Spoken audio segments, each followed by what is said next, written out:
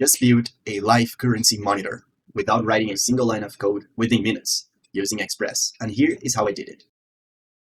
Traditionally, this means writing Python scripts, setting up cron jobs, and all the infrastructure to maintain this up. But with Express, we can do the same thing much faster. Now I'm going to ask Express to create this source here, fetching data from this data provider, getting the exchange rates from USD to BRL from the last 1 month. Let's change this to be daily at midnight. Great. Now let's just add a simple transformation, wrapping up all this monthly data into a single record. Now I'm going to create a percentile rank of this monthly data regarding the last rate we have for this month.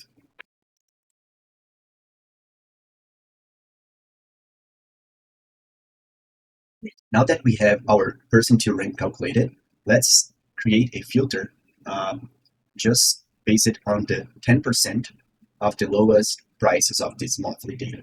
And we're gonna send this alert to our email when it reaches the 10% lowest price rate.